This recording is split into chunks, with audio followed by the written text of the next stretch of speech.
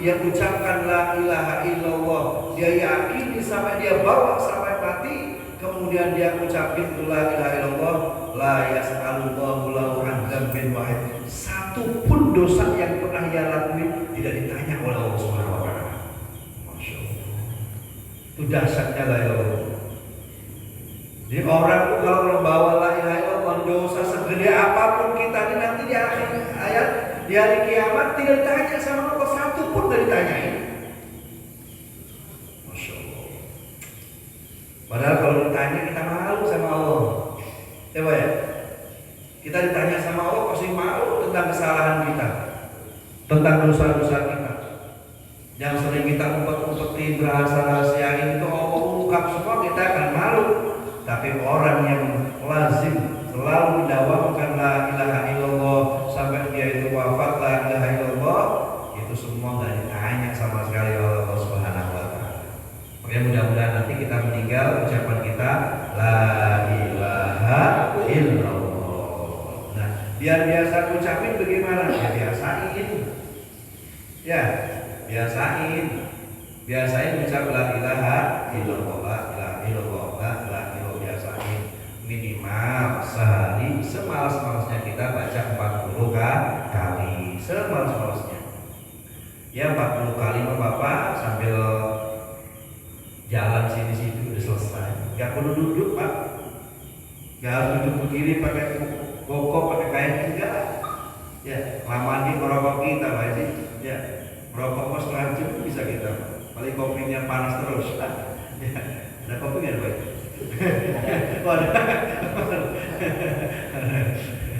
Aduh, itu bisa lama satu batang ya Pak. Ini 40 kali Masya Allah cepat banget kita. Apalagi Bapak kebut semenit dengan 100 lebih. Kata ulama nih, bagusan mana? Zikir cepet-cepet sama zikir yang pelan itu banyakkan mana pahalanya? Yang mana?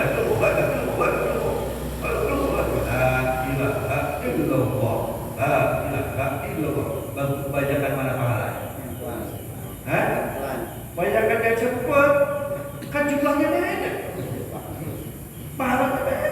Kata ulama banyakan yang cepat. Karena satu kalimat tuh kan, satu kalimat itu mana? Itu nggak usut. Ya, yang ada Pak yang saking cepatnya itu sampai itu doang benerannya. Ada. Itu doang. Itu doang. Kata orang yang lewat orang pada gila apa ya? Padahal itu lagi zikir itu. Ngancurin hati yang banyak dosa itu. Meremuk. Orang kalau udah sampai begitu Pak, nggak sadar. Sampainya makanya ceritanya Mbak Anom Suryalaya itu beliau kalau udah la ilaha illallah itu nggak sadar naik ke atas dengan duduk begini, jangan nempel ke bawah, naik ke atas. Itu udah begitu. Coba kalau kita praktekin udah kita nggak akan sadar. Daudnya itu rasanya ke Allah Subhanahu wa taala itu jadi. Nggak beda dengan orang yang kalau dengar dangdut koplo semakin semakin gila tuh orang. Iya, goyangnya semakin karu-karuan. Refleks tuh begitu. Maka ulama katakan kalau ada orang yang dengan dengan dangdutnya saja bisa enjoy, maka harusnya dengan zikirnya dia bisa lebih enjoy, lebih senang, lebih tenang. Nah, mudah-mudahan kita termasuk orang yang diberikan nikmat kalau zikir kepada Allah Subhanahu wa taala. Yang pertama itu hanya karena kata Allah, wadzurullaha dzikran katsira. Zikirlah kepada Allah dengan zikir yang sebanyak-banyaknya. Itu kan sebanyak-banyaknya. Daripada satu mending banyak. Kalau mau cepat,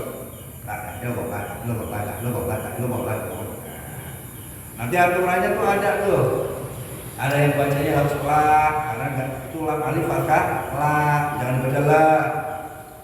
Kan kadang ada yang baca la, itu ada yang nyalahin, ada yang begitu, jatuh bener-bener. Enggak sembarangan la ilaha illallah, la ilaha, tapi bukan la tapi la. Sebab hurufnya lam alif fathah. Ayo, Bapak milih mana? L sama A bacanya apa? La apa lo? La. La apa lo? La. La kan? Nah, benernya begitu. Maka kata ulama harusnya baca bukan la tapi la. La ilah bukan begitu. Nah itu mah buat ladala. Nah itu boleh. Mungkin vokal suaranya kali tadi. Tapi banyak kan begitu. La ilaha illallah. La ilaha la. Padahal katanya itu yang benar la ilaha illallah. La ilaha illallah. Ada yang sikap pertama itu pelan. La ilaha illallah. La ilaha illallah. Ada yang begitu. Lama-lama wah seru itu. Masya Allah ya. Itu kalimat la ilaha illallah. Pernah? Harusnya udah sepuh harus begitu. Harus banyak begitu. Biar kasbeh ya. Kebawa semua jadi yang udah dia kebawa tuh. Iya. Rasa gitu. Harus memang begitu lah, ada banyak-banyak. Masya Allah. Akhir-akhir ini memang kita sering menikmati. Saya sendiri itu lebih sering menikmati sekarang. Apa ya? Wow, Masya Allah. Nah, bos catering masih. Ustaz, malu aja sekarang udah jadi ustaz. Amin. Udah jadi ustaz sekarang. Oh. Nggak naik sapi lah. Anu dari saya pagi. Saya. Alhamdulillah.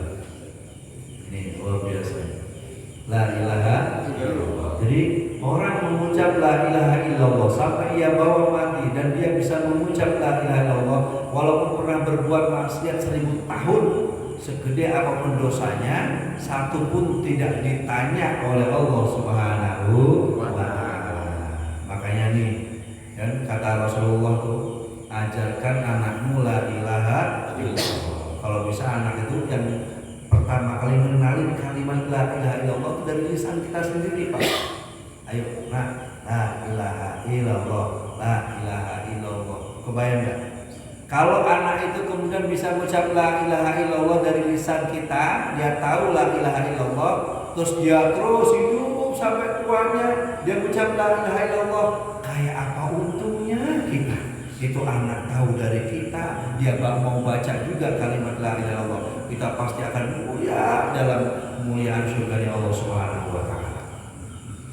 Itulah illallah, enggak sembarangan. Kan pernah saya ceritakan ada nanti di hari kiamat, Pak, ada orang itu dipanggil sama Allah, dikasih tahu, kamu sini. Ya Allah, kamu udah lihat catatan amal kamu di dunia? Udah ya Allah, mana? Dilihatin. Ada sitin wasitina, sab'in wasab'ina, apa tuh bahasanya? Sijilan. Jadi ada 99 box amalan yang dia pernah lakukan selama hidup di dunia. Dan 99 box ini, Pak, semuanya amalan dosa. Dan dikatakan satu boxnya itu ukurannya bimaddil basar. Satu boxnya itu ukurannya sejauh mata memandang. Bapak kalau mata memandang sampai sono ini kelihatan loh, langit loh. Dekat apa jauh?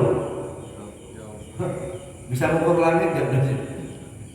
Satu boxnya sepanjang mata memandang. Ini orang punya kotak amal catatan dia itu 99. Kata Allah Subhanahu wa taala, udah tahu amalan kamu? Udah ya Allah. Kira-kira bagaimana? Rembuk ya Allah. Neraka nih urusannya. Udah saya pasrah ya. Allah sayang banget Pak sama orang. Allah tuh Masya Allah gak pernah menghakimi hambanya jelek. Allah sayang sama hambanya. Walaupun dia pendosa, dia bilang, hambaku, ini bener amalan kamu. Allah tanya, ini bener amalan kamu supaya begini. Bener ya Allah, saya ngaku ini semua amalan saya semuanya. Kata Allah apa? Wah, jangan-jangan farubama khoto'a malaikati allati yaktubu amalak. Jangan-jangan kata Allah, ini kesalahan malaikatku yang nulisnya ke kamu kebanyakan. Tuh, saking sayangnya Allah sama hamba itu, sampai yang disalahin itu malaikatnya, Pak, bukan hambanya. Ini Allah. Kalau sama orang sayang luar biasa, nggak pernah nyalahin orang salah, dibiarin. Hitungan nanti. Ah, jangan-jangan ini malaikatku yang salah nulis, kata Allah. Apa kata orang? Enggak ya Allah, ini masalah saya benar, saya akui ini salah saya benar. Bukan malaikat Anda, malaikatmu nggak pernah salah nulis. Ah, benar nih, benar ya Allah, ngaku ya Allah. Lalu kata Allah Subhanahu wa taala, hambaku, yuk kita timbang yuk. Ini harus musibah panjang ya. Nah, kemudian ditimbang, letakin tuh. Sekarang letakkan bok kamu di sebelah kiri. Nih, ada bok kecil. Fajia sijilan kasiro, dijatahkan bok kecil sekecil kotak cincin nikah kecil. Sekarang kotak kecil ini taruh sebelah kanan, 99 juta kamu itu taruh sebelah kiri. Ayo, beratan mana? Ketika ditimbang, Pak, beratan yang sebelah kanan. Orang ini kaget. Ya Allah, ini kotak apa nih? Ajaib ini. Apa kata Allah Subhanahu wa taala? Buka. Pas dibuka ada kalimat la ilaha illallah. Hambaku, aku tahu dalam hatimu tersimpan kalimat ini. Aku senang kalimat ini tersimpan dalam hatimu. Sekarang tempatmu bukan neraka, tapi silakan kamu masuk ke dalam surga. Subhanallah. Begitu, Pak. Makanya kita nggak bisa ngatain orang itu jelek. Ya udah, itu urusan Allah. Belum tentu orang yang awalnya jelek, akhirnya pun jelek. Nggak tahu kita, Pak. Belum tentu yang awalnya itu baik, akhirnya itu pun baik. Nggak tahu kita. Pokoknya kewajiban kita husnudzon dan husnudzon. Ya kadang-kadang nyebelin Pak Ustadz. Diemin dah. Gimana tuh orang? Namanya kayak orang banyak ya, Pak ya. Ada yang ngeselin atau apa? Kata pepatah begini. Ridwan nas ghoyatun la tudrok. Ya, mencari kepuasan dari semua orang hal mustahil yang nggak akan pernah dia dapatkan. Kita nih memiliki segala sesuatu, punya segala sesuatu, menjadi apapun kita, ingin membuat orang lain rela dengan kebutuhan kita semuanya. Itu kata pepatah ghoyatun la tudrok. Itu kemustahilan yang pasti akan datang. Nggak mungkin. Pasti ada orang nggak suka sama kita, orang nggak cocok sama kita pasti. Ya, kita nggak usah pikirin. Prinsipnya apa? Man asa'a alaika faqad atlaqaka. Semakin banyak orang yang nggak suka sama kita, harus semakin kita senang, sebab orang itu nggak ngebebanin kita. Orang benci sama kita, Pak, pasti nggak pernah mau ngutang sama kita. Bener gak? Rata-rata orang yang sering ngutang kita, orang yang senang sama kita, yang dekat sama kita. Ya kan? Itu prinsipnya. Oh, man asa alaika faqad atlaqaka. Itu prinsipnya Imam Syafi'i itu. Dia mengatakan begitu. Jadi santai aja. Alhamdulillah, enggak mengaruh lah, enggak ngaruh. Apalagi kalau ngomongnya cuma di belakang, berarti kita wibawa di depan dia. Buktinya di depan kita dia nggak boleh ngomong. Gitu.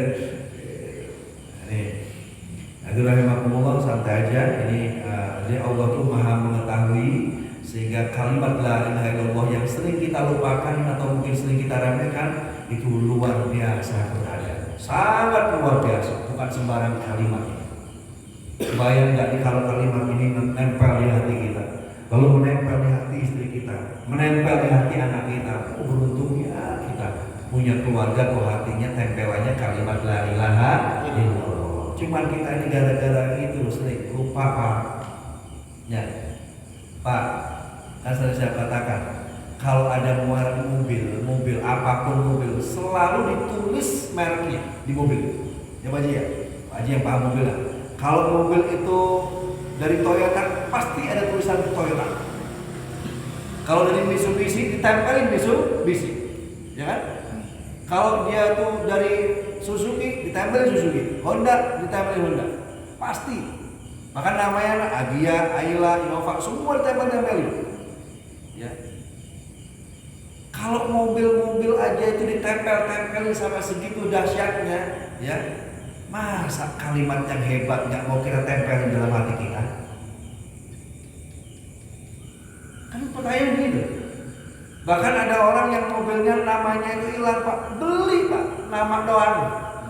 Nama Avanza, beli namanya doang. Ini kadang-kadang halal ya Allah hilang di hati kita, cuek kita, Pak.